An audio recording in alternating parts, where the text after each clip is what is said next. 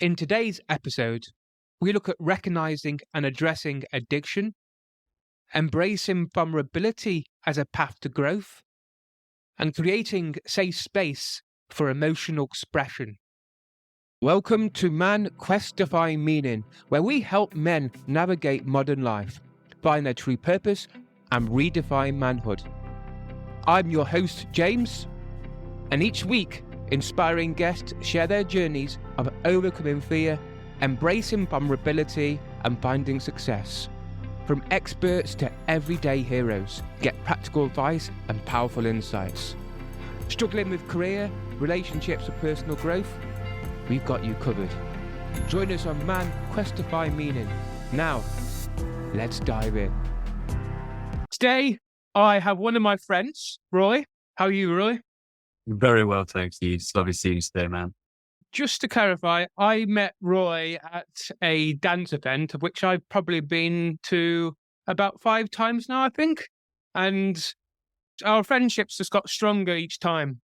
And I thought, Roy, it would be a great guest on the podcast because he's been through an amazing transformational journey, but he's also at the same time, in my eyes, he is a very healthy man with regards to what I see as a healthy man. So let's just start off by tell us about your journey. Yeah, cool. My journey started when I was 22, 23, and I was basically really sick of my own stuff, really sick of how dependent I was on everything outside of myself and not really tapping into me and being able to rely on me. There was always something outside of me that I needed more than what was inside. And it was a perfect escape every time. So I was just sick of that script. I got really tired of my own stuff and just made very almost chaotic decisions according to the routine that I was used to. Went through lots of energy work, timeline therapy, neurolinguistics programming.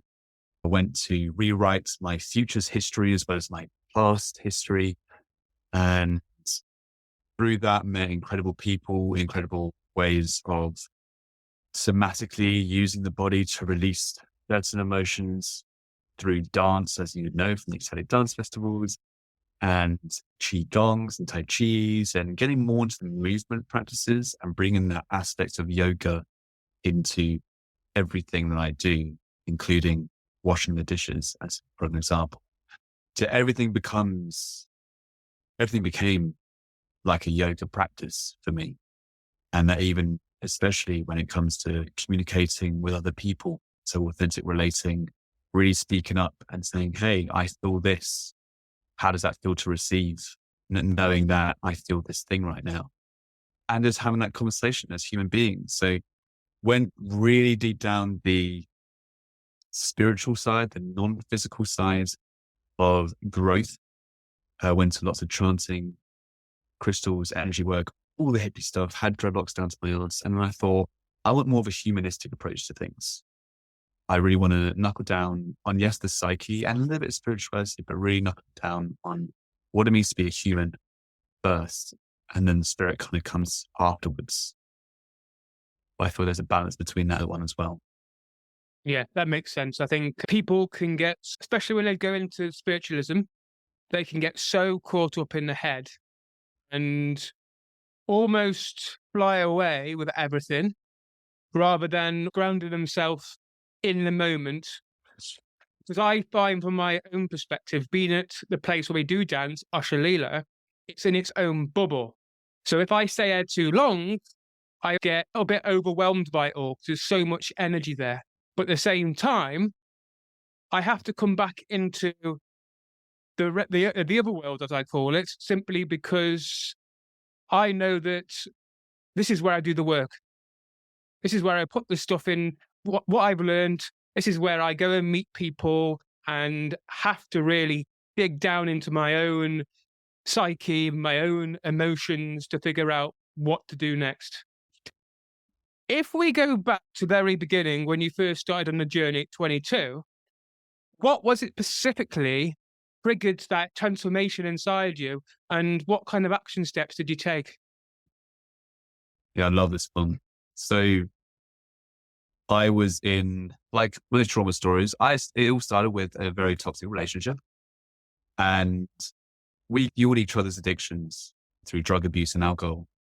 We always wanted to party, but it came to a point where I was working 50 to 60 hours a week as a chef, which is stressful as it is. And then I was just dosing myself so much from my partner, and I never really had me time, never had time for myself. I became really anorexic. Just couldn't hold food down whatsoever. My body was in such an extremity of stress. And then I thought to myself, if I carry on in this relationship, whether my relationship with work, my relationship with my partner, my relationship with drugs and alcohol, I'm not going to survive much longer. Like, it's breaking down. The fact that I can't keep food down, that's a major red flag.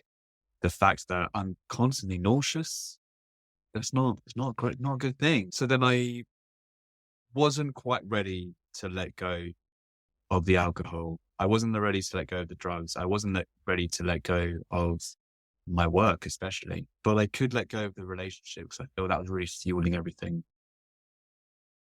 And so I told my partner, listen, I can't do this anymore. Like, my body cannot do this anymore. I need to stop. I need to stop something. And I'm afraid I'm going to have to stop you, basically. That was a huge, chaotic scene. Lots of screaming and angers and cryings. And I was just there, just so deflated. I can't even react to this right now. I'm done. I'm just so done with everything.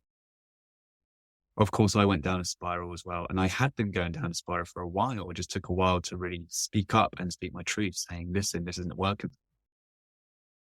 And then not 2 weeks later, my partner, or my ex-partner back then now, started dating one of my best friends.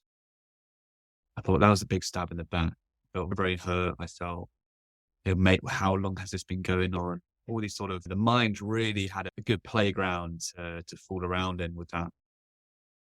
And that was the first time in my life, despite all the cocktails of all sorts of substances that I put in my body, that was the first time where I actually felt scared for my life, because I never wanted to get so fucked up in my life before. Genuinely frightened. And I knew my body could handle it.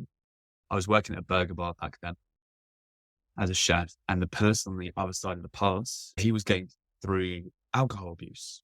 And he was spent 6 months into AA meetings and 12-step program, and he genuinely looked really amazing. Like, I can see him. He's standing up straight again, and he looked healthy. And I thought, what's this guy doing? So I realized he started wearing crystals as I become a hippie. What's going on?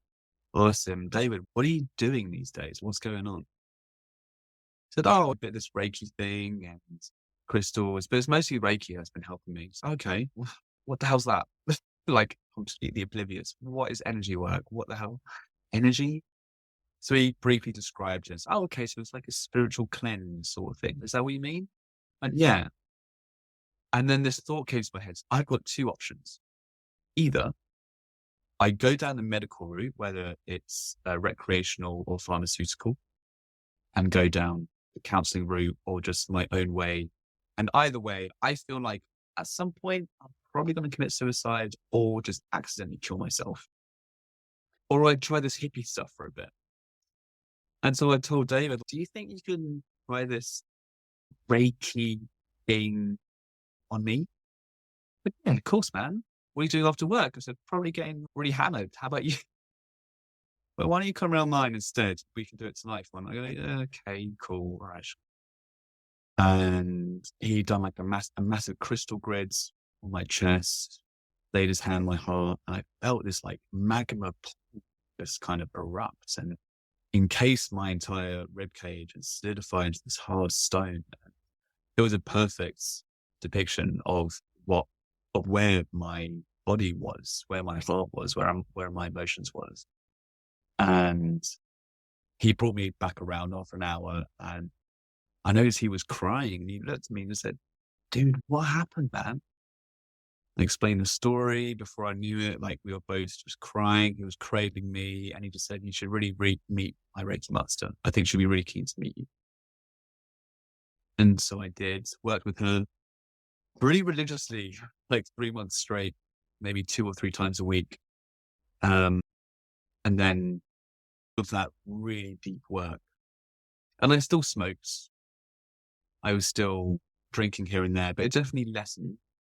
He just turned around and said, "You've come a long way. Do you want to, if you wanted to learn Reiki yourself, like, I'll happily be your master. It'll be an honor." And even working with her, I've never felt so much at home, not only with myself, but with another human being. And that was the original reason why I started really screwing myself up with all these substances, because I wanted connection at the end of the day. And that's the only way I knew how to have connection.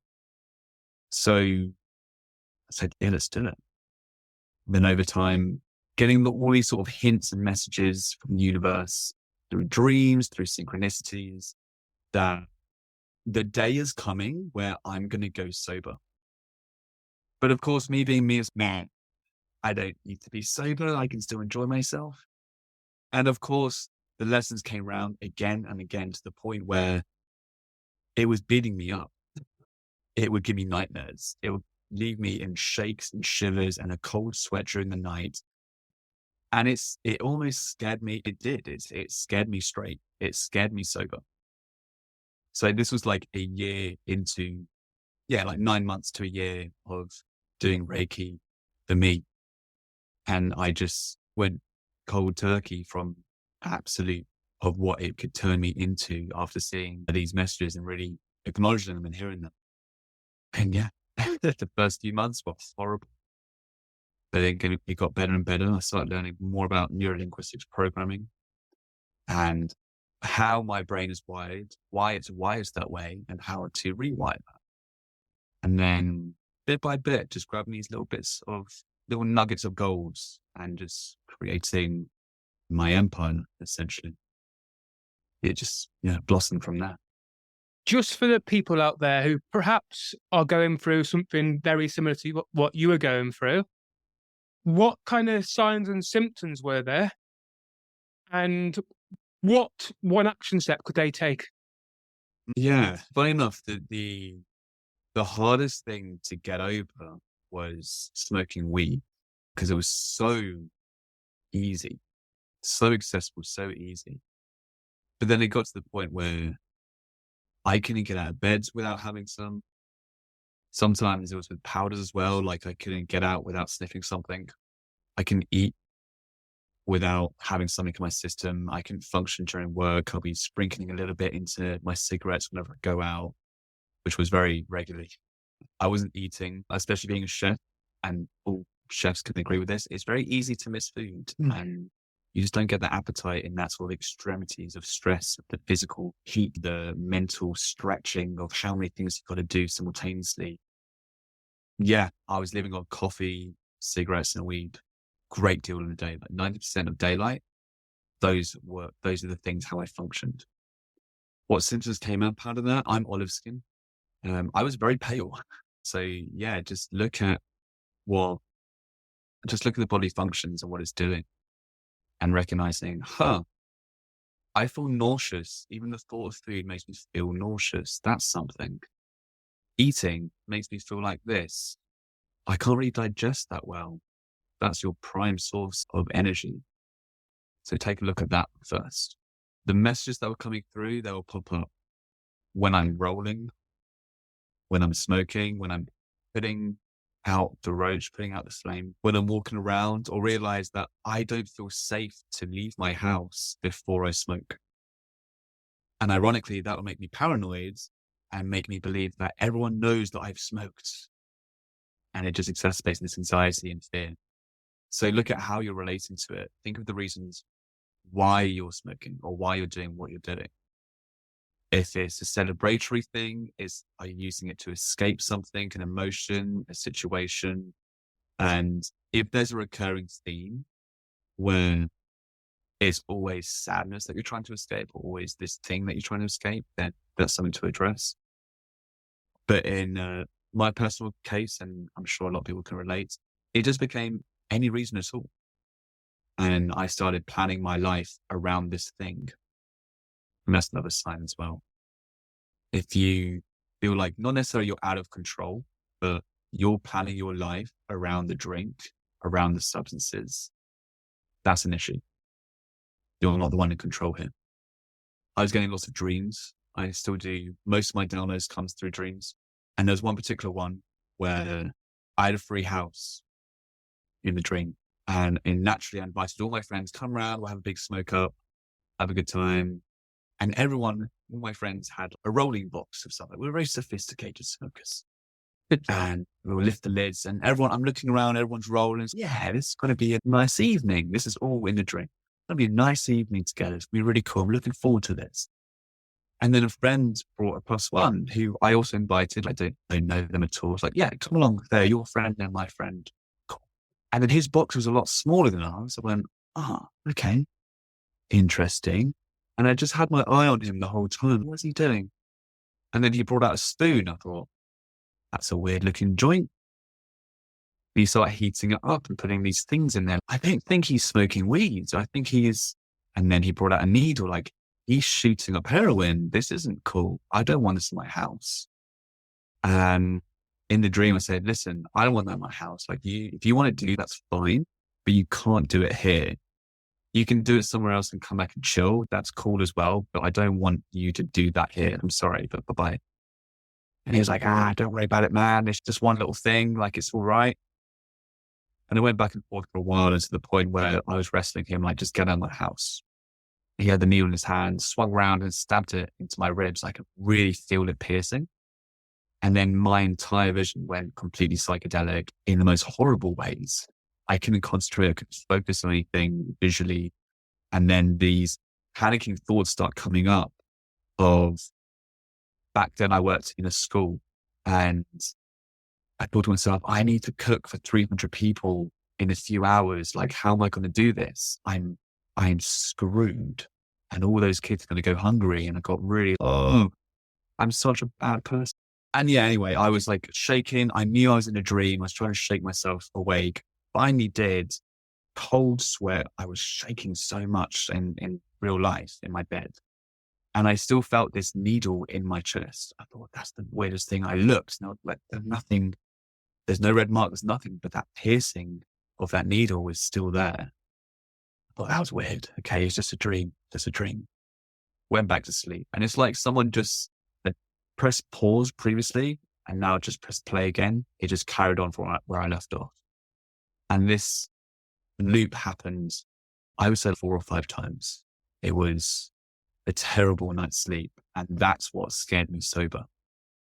Not necessarily that you're going to smoke to the point where you take heroin. No, but you're going to lose control, and you are losing control and have been while. It's time to own up and take accountability for all your wrongings and start taking action to just stop this thing and take that control.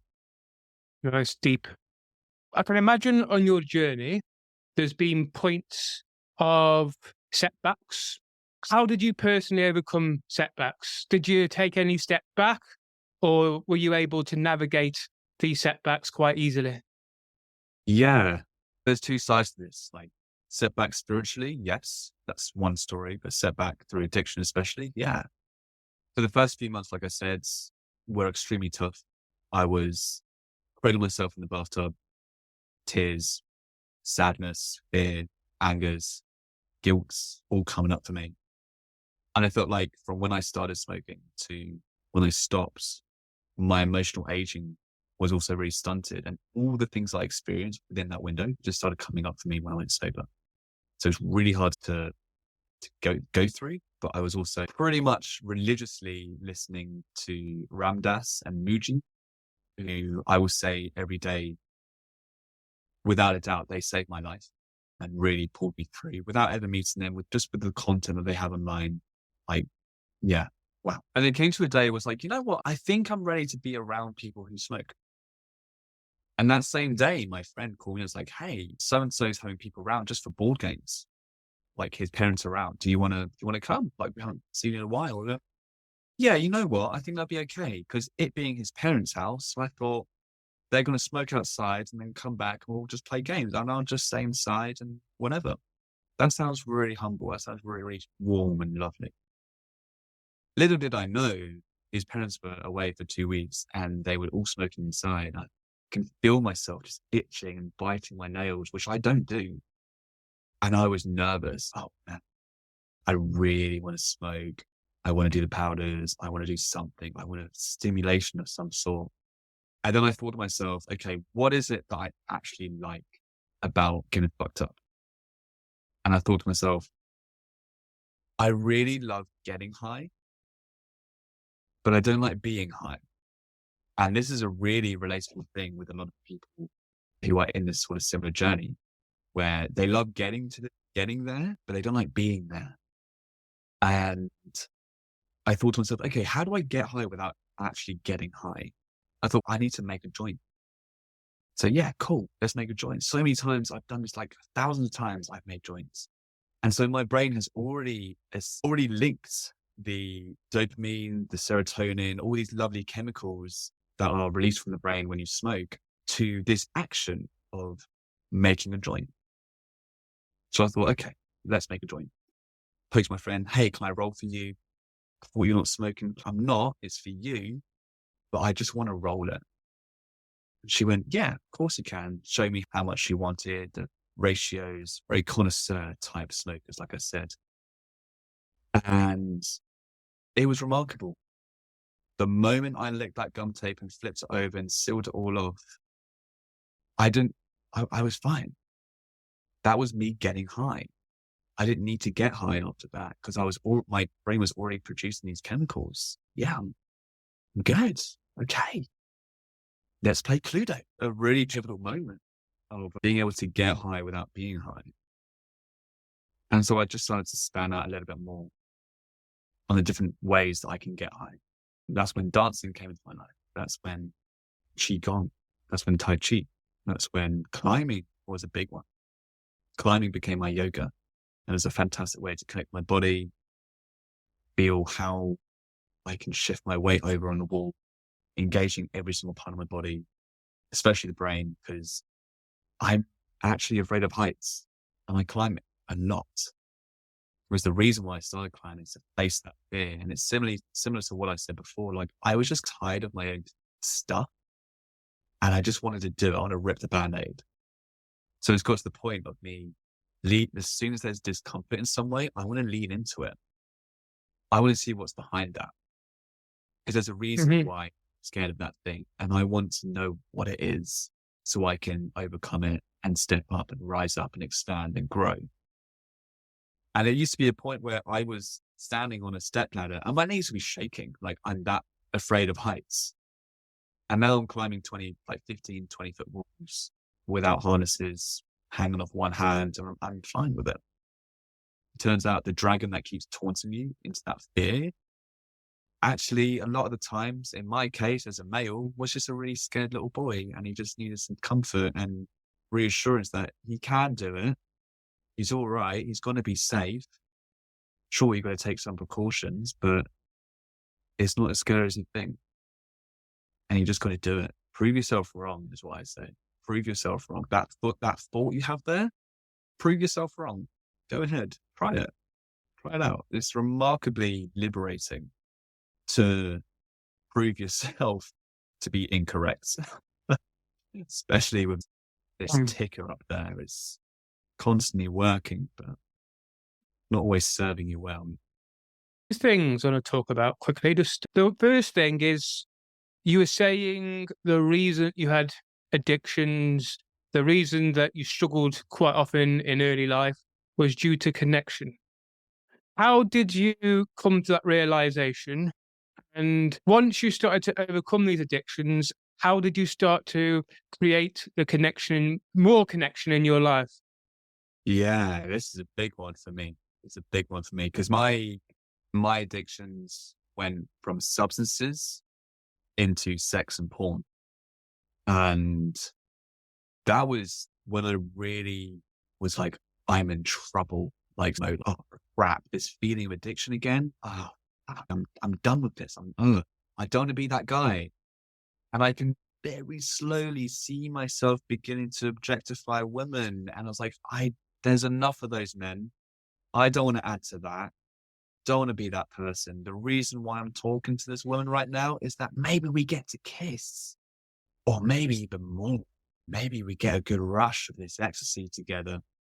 And yeah, again, this realization of, oh man, addiction. I know this feeling. I don't want to go down this thing again. So I stopped myself quite early. This was around, I'll say 20. Yeah, it was shortly after getting sober, actually. So yeah, 23. And then I started getting more into tantric practices, the Taoist secrets of love, how to cultivate the male sexual energy, and then bring it back into the body through breath work, through just a variety of exercise to really conquer that energy and transmute it into a form which you can actually use to serve yourself. For me, it was climbing. Gave me a lot of energy for climbing, all that testosterone. It was fantastic. Yeah. So that's especially through, so I was celibate for 6 or 7 years. I didn't even want to touch hands with a woman because I know at some point of holding a hand or hugging them, I'm going to be thinking, oh, maybe I that thought came up all the time. So I was like, I'm done. I need to go cold turkey with this thing as well. And then through that, I began connecting with that person's heart, with that person's mind, rather than just their body and judging them on their body. I can really connect with their soul.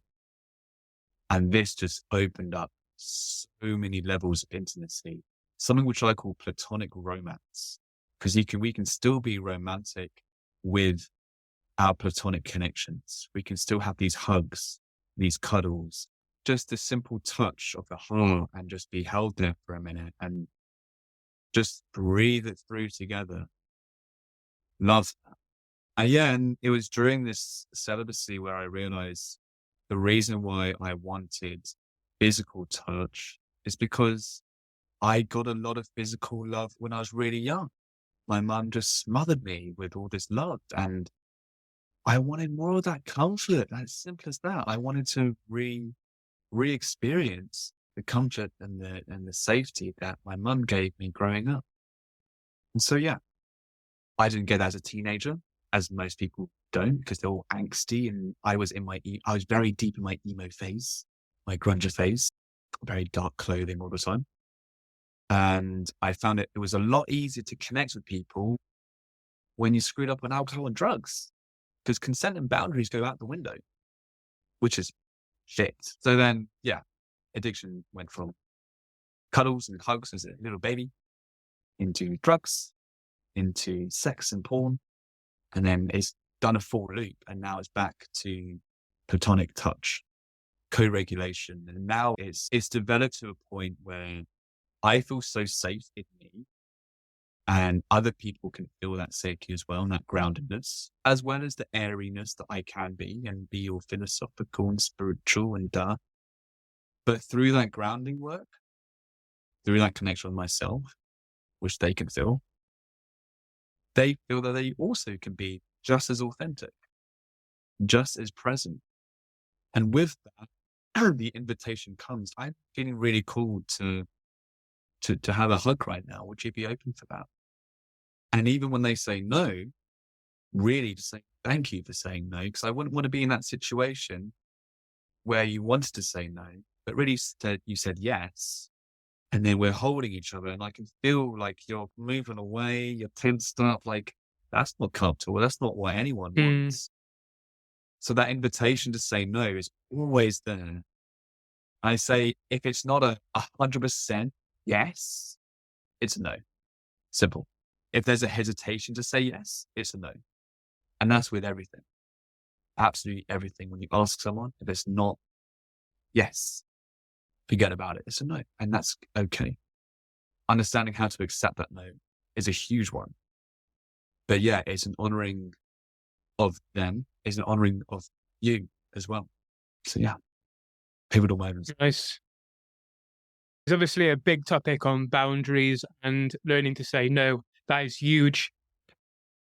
Let's move on now to what do you deem as a healthy man?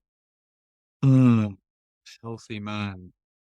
A healthy man for me provides a kingdom of safety, has very sturdy walls. It also has beautiful markets and spices that you can smell in the air. It has the free expression of art through dance, through painting, through poems. It has the safety of being explorative, even outside the castle, even outside the realms of the physical castle, and going into the non-physical states of being. It's providing space, I feel. Providing space and services is what I feel creates like a healthy man. But then also, I guess, having that invitation of the yeses and the nos, and just being loved and cared for regardless of what's in front of you. That's what I think. Nice. If there's somebody who's exploring to become a more healthier man, what kind of steps can they start to take? Also exploring being a healthy man, what sort of steps they can take. Tap into your vulnerability. I feel is really important. We don't allow ourselves the opportunity to be vulnerable. Actually, with both men and women, it's just really difficult to really speak up and be like, you know what, I didn't really like that, without getting into a fist fight or something. Especially men in the pub, it ends up, there's a lot of fights that go on every single night, just through miscommunication, essentially. So perhaps communicating what it is you're feeling, whether that's to yourself, in your diary, definitely write things down. For me, I'm really analytically strong, so journaling didn't really help, but just processing helped, just sitting there by myself and just thinking about it without getting too caught or attached to the thoughts that come. That helped me personally, but a lot of people much prefer journaling, just getting it out there on paper. And then through that's going to give you the strength, the opportunity, the groundedness to speak up saying, hey, I've been going through some stuff recently, and honestly, I just need to be heard. Do you feel that you could provide that space right now? Would that be okay? And you'll be surprised a lot of the times, especially your mates, be like, yeah, of course, man. What's going on? It's an honor. Give that space to your friends. You'll be so surprised how easy it is to ask for that space. And it just becomes so fluid to the point where you don't even have to ask for space anymore, because you know it's that safe container that you've agreed upon. But definitely at the beginning, ask for that space. Can I express something to you? It's been making me feel yeah, sure. Or even if it's a no, actually, I'm not in that space right now to hold space. But thank you for entrusting me in it. I hope you're okay. Maybe another time when I feel more grounded, then I can give that to you. Because it is a two-way street after all. No matter who you're related with, platonically, emotionally, romantically, sexually, it's a two-way street. So yeah, give yourself the opportunity by putting yourself out there, or in the book, or analytically. Allow yourself that space to write it down, to let it out in some way, communicate it in some way. I can relate to that massively. But one thing I've realized myself is I've always struggled with safety. And it's something I'm working on at this moment in time. Simply because the inner child, the child part of me, perhaps didn't get what he wanted or needed when he was younger, which creates this unsafe environment within me. And it's this realization that when you are able to allow this inner child to be witnessed, to allow himself to become safe in the environment, to be loved, to be protected, then it starts to create this safety within the body, which allows you to be vulnerable. Just quickly, what's your idea of vulnerability? When you say the word vulnerability, what does it mean to you? Mm. And yeah, you said a particular word, which is, yeah, your inner child, man. It's about what they are feeling. They sit in your heart. They say that your heart rules the brain rather than brain ruling the heart. The brain can react even before an event starts, even before the brain can even fathom what's going on in front of them. So it's very intuitive. So it's about dropping down into that heart space and really listening in what that little person wants in that moment. Do they feel safe with this other person? Do they feel okay enough to express in this moment? Because I personally can relate to what you're saying. Like growing up, I know a lot of guys can relate to this actually. Growing up, my family from Syria, very masculine, big boys don't cry, very much into that. And it's just toxic end of the day. So I was never given that safe space to express myself. And whenever I did, I was ridiculed for it. It was twisted to the point where I ended up feeling guilty for making my parents feel a certain way because they were on the receiving end of me simply expressing myself. And me expressing myself wasn't malicious. It wasn't targeting them. It was just me feeling things. So it was twisted into guilt. I now feel double sad because I'm feeling this emotion that I originally had. And now I feel guilt on top of it. So I had linked the expression of sadness, fear, anger, disappointment, whatever, is all linked with guilt. So whenever I felt anything, I automatically felt guilty for it. I felt I shouldn't be feeling this right now. Really suppressing that as much as I can because I don't want to feel guilty. And for me, especially, I spent a lot of time with my mum growing up, and that sense of safety was never really open for me to express to my mum. And so that naturally brought me a feminine wound where even in relationships, romantic relationships, sexual relationships, I felt like I couldn't really express myself to the feminine because at some point I'm going to be ridiculed. I'm going to be judged for it. I'm going to be left feeling very guilty and even more sad and disappointed than before.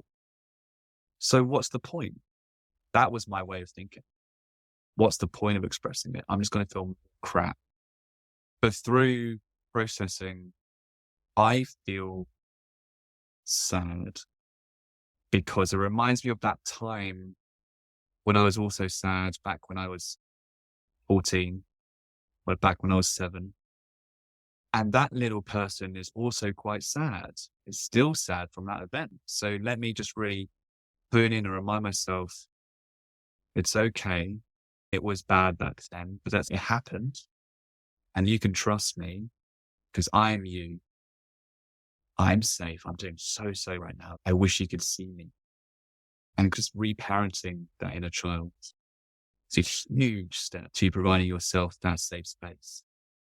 Because even it's got to the point where, yes, I can arrange cuddle dates, but very few and far between because it's very specific boxes that need to be ticked before I feel comfortable enough to have that hug, especially with the feminine. I'm still healing that. That's perfectly okay. I'm still in that process. Never stops. Once you feel that your inner child can really let loose and be playful, especially when they can be playful, that's when you know an inner child feels safe enough to express themselves. And that's when you can ask, hey, I've had a tough week. Do you mind if we meet up for a coffee or something, or maybe some dinner? And yeah, guaranteed. Honestly, 9 times out of 10, it's a yes. Yeah, of course we can. Absolutely. Let's do it. Nice. I've been working on the reparenting in a child for quite a while now, and you can see from reparenting the inner child, the child within the heart, how much of an impact you create with just walking outside, walking in front of people. There's still areas that I need to work on, but haven't we all? But then it's about just really giving that inner child that support, that love, that protection.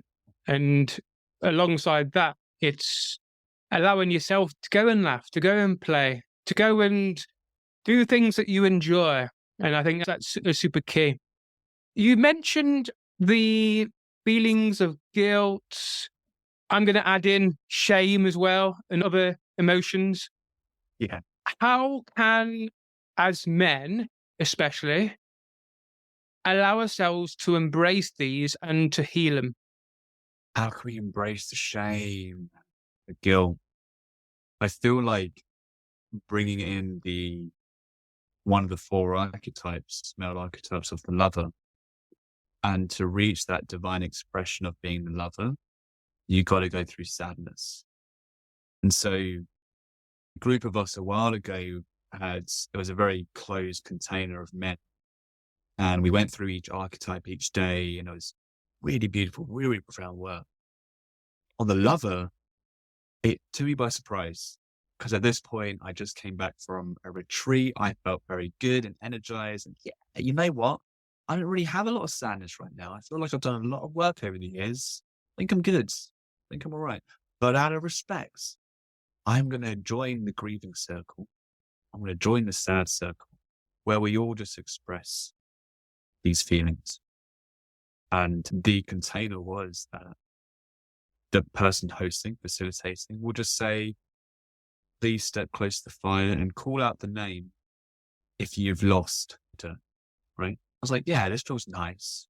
I'm just going to one of my brothers here and stay in this space and keep this container.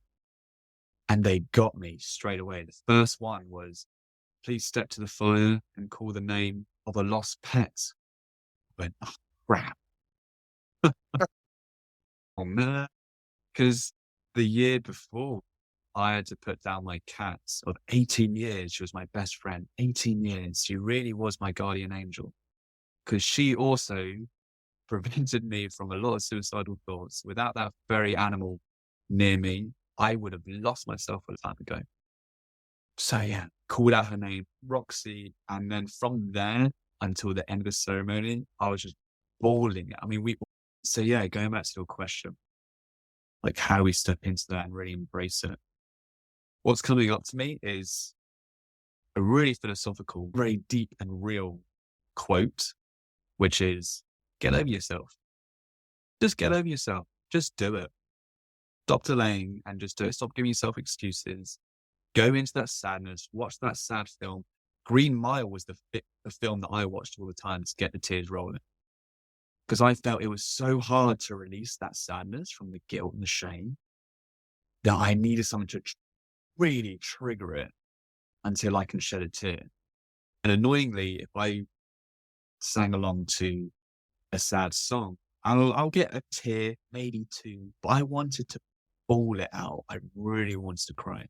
So Green Mile was a big movie for me to really get the waterworks going. And yeah, just like creating that safe space for me. So no other distractions around me, even locking the door. This is my space.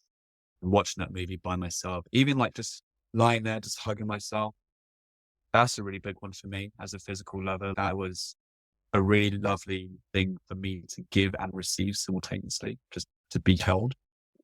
And yeah, just embrace yourself in every way. Just go for it. Really go for it. Go lose yourself in it. And that's the point of so many different spiritual practices. If you want to go down there, the yoga, the Sangha type communities, you have to lose yourself in those things in order to be free. Because you don't want to end up being a meditator. You don't want to end up being a yogi. You want to be free. You don't want to end up being a Christian. You want to be free. And that's what these things are designed to do. They're designed to lose yourself in them so hard until the point where you have no other choice but to let it all go. And you can just free yourself up. So much space, new things to attract your way. Just create a new story for yourself. Rewrite the scripts. Yeah, that makes a lot of sense. I know from my own watching films like Braveheart, when he gets his head chopped off and he goes, freed, or Gladiator, when the music comes on at the end when he drops down dead. And it's, yeah, those kind of moments really get me. But I remember I've been through 5 breakups now. And each time I think over the years, I've suppressed my grief in a big way. And I find it really hard to cry. I really do. I might be able to cry for 30 seconds. Then something stops me dead. And I'm like, come on, let me cry. Because I know inside I need to cry to let it all go. But Yeah. yeah, the idea that at some point something's going to trigger me and it's just going to go, it's just going to come flying out. Yeah. Thank you very much, Roy. For those listening, what do you do and what can you offer? Yeah, sure. I'm a body worker. I do lots of Thai massage, Thai yoga massage, and sports massage, something with deep tissue as well as relaxation. I'm a Reiki Master, so I teach Reiki 1s, 2, and 3, as well as provide Reiki sessions for people. And I interweave the practices that I felt really helped me and sharing it with other people. So like I said before, a little bit of NLP, but mixing with guided meditations, which I'll provide live, like in that room, in that moment, depending what it is that you need. We'll mix in timeline therapy as well. And yeah, just really getting deep by providing that safe space for you emotionally, physically, mentally, to let loose and allow yourself some space to free yourself up a bit more. Nice. Thank you very much, Roy. Thank you. Thank you. It's lovely seeing you, man. And yourself.